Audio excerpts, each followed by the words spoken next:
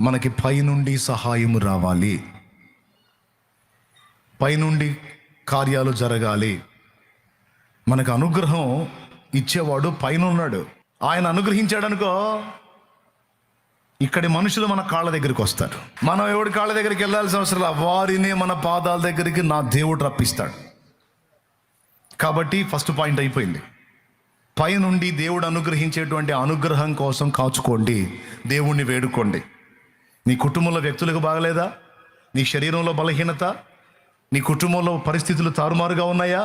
దేన్ని బట్టైనా కలత చెందున్నావా? Don't worry. కొండల తట్టు చూడొద్దు, సహాయం రాదు. బండల తట్టు చూడొద్దు, సహాయం రాదు. నీవు పైకి చూడాలి. డీల్ చేయగలిగితే చెయ్యి. వల్ల కాలేదా చెప్పు, ఇంట్లో చెప్పు, నేను ఏకాంతంగా దేవునితో గడపాలనుకుంటున్నాను.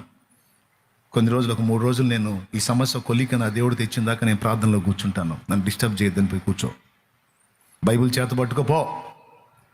కొంతమంది ఎటకారంగా, రే సమస్య ఇంతలో సమస్య ఎడబెట్టుకొని ప్రార్థనని పోతామేరా, ఇది ఎట్లానో ఆయన డీల్ చేస్తాడు, మీకెందుకు, నేను ప్రార్థన చేస్తా. చేయడు దేవుడు, డీల్ చేయడు, సాయం చేయడు.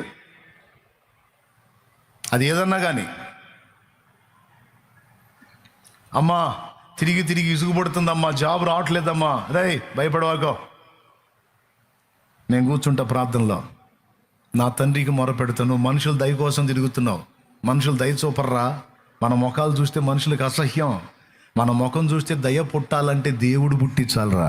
నేను ప్రార్థన చేస్తా, నా దేవుడు సర్వశక్తి గల దేవుడు, నేను నా దేవుని పాదాలు పట్టుకుంటా, కృంగిపోవద్దు, నీకు సహాయం దొరుకుతుందని అనగలిగే తల్లిగా తండ్రిగా నువ్వు ఉండాలి. దాన్నే సాధన చేయాలి. ఇది మొదటి సంగతి, గుర్తుపెట్టుకోండి. పైనుండే మనకు సహాయం రావాలి. ఆ సహాయమే మనకు స్థిరమైంది, 4 విధాలా లాభకరమైంది.